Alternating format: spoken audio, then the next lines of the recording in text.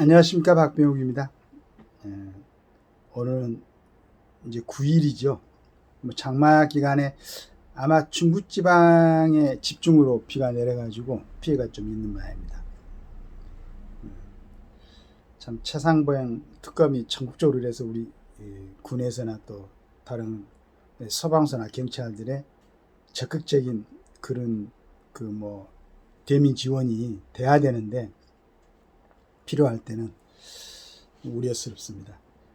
잘 대처하시고 또 피해를 입은 그 주민들은 잘 복구하시기를 기대합니다.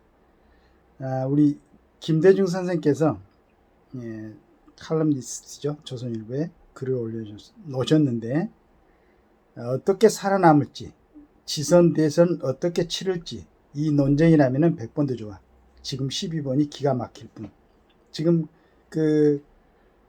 국민의힘의 대표, 당대표로 나온 사람들의 얘기를 하는 것 같습니다. 윤 정부는 자유민주 마지막 보루, 무너지면 수십 년 후퇴, 우선 당부터 재건하라. 지금은 윤왕 갈등 무대가 아니다. 여러 가지 이제 언론 같은 데서 한동훈 비대위원장의 비중을 너무 높게 평가하는 것 같아요. 그래서 이제 우리 고모님, 김대중 고모님도 이렇게 이제 말씀을 하신 것 같은데, 윤한 무대가 아니다. 일단 한번, 전체적인 건 아니겠지만은, 이분 말씀하신 걸 한번 읽어보죠. 오랜 기자 생활에서 정치란 상대방의 약점을 먹고 사는 괴물이라는 것을 터득했다. 자기 장점 하나 없어도 상대방 약점만 파악하고 그것을 물고 늘어지면 깨떵떵거리며 행사할 수 있는 동네가 정치파라는 것을 알았다. 그 상대방이 나와는 다른 가치관과 세계관을 가졌을 때 그 괴물은 더욱 극악할 수 있다는 것도 알았다. 그런데 반드시 그렇지만은 않음을 요즘 국민의힘 당대표 선출 과정에서 새삼 배우고 있다. 같은 동네 사람끼리 싸우는 일이 더 극렬하다는 것을. 국민의힘은 지난 총선에서 더불어민주당과 힘겨운 싸움을 하고 패배했다. 기진맥진해야 할 정상이다. 고개 숙이고 자숙하며 하고 싶은 말과 행동이 있어도 최소한으로 하는 것이 그나마 국민에 대한 패자의 도리다. 그런데 당대표 싸움이 시작되자 국힘당은 보란듯이 벌떡 일어났다. 3개월도 채 지나지 않았는데 마치 본선에서는 쓰지 않고 감춰뒀던 비장의 힘이라도 있는 양 열심히 싸우고 있다. 참 재밌게 표현을 하셨습니다. 그것도 국민의힘이 앞으로 어떻게 살아남을지, 그리고 국권이 재건해서 2년 뒤 지자체 선거, 또 그 뒤 대통령 선거에서 이기기 위한 목표를 두고 논쟁하는 것이라면은 100번 싸워도 좋다. 그런데 기껏 싸운다는 것이 김건희 여사의 디올백 속편을 두고 알았으니 몰랐으니 연판장 돌리느니 마느냐 하는 문제고, 더 나아가 친윤이나 아니냐는 문제로 시비를 벌이는 것을 보니 한마디로 기가 막히다. 아마 오랜 동안 정치를 보고 또 평가를 하고 글을 써오신 분 입장에서는 당연하겠죠. 근데 저는 이제 여기까지 해서 약간의 이제 이분하고 이견이 있는 게, 저는 바람직하다고 생각합니다. 왜냐하면은 우리가 정치하는 사람들에게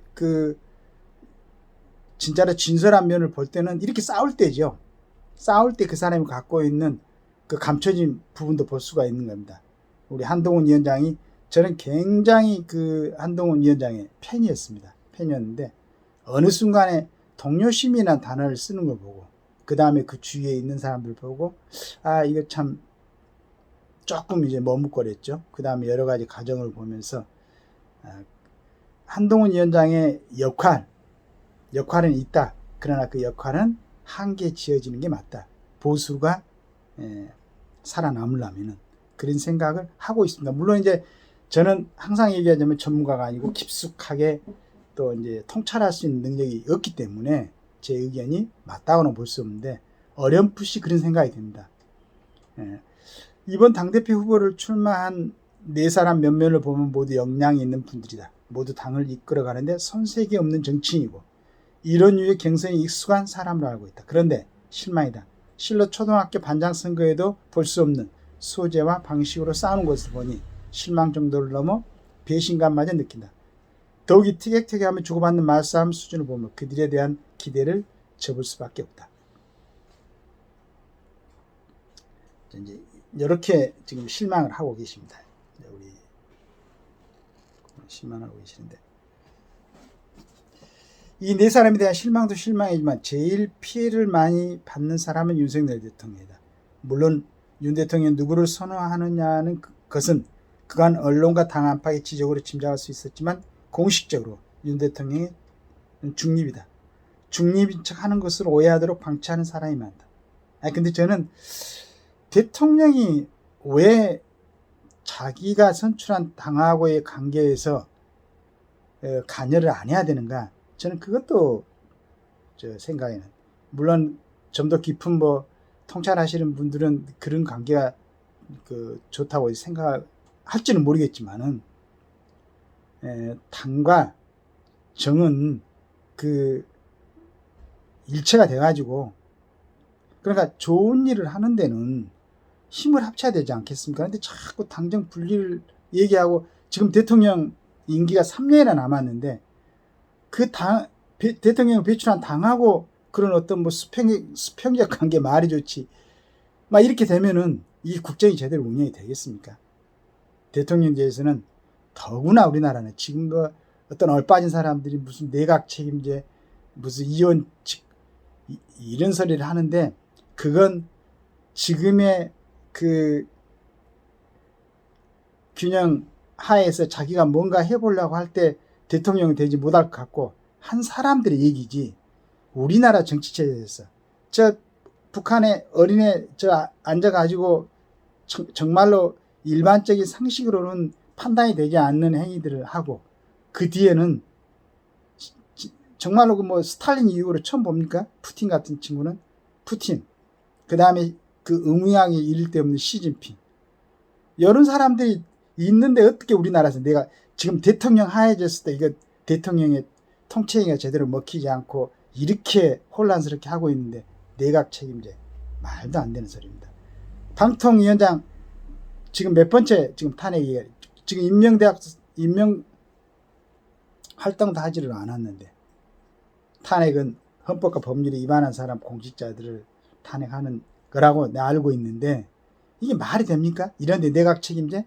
한 달에 한 번씩 총리를 바꾸려고? 그런 소리는 안 하는 게 좋을 것 같습니다.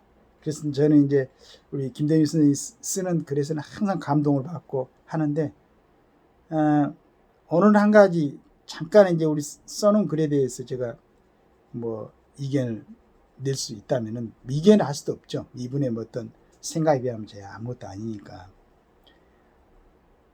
첫째는 지금 어떤 통수권자하고 그 다음에 정부의 주요 강요들이고, 참 국회의원들을 말할 것도 없고 안배간 사람은 없죠.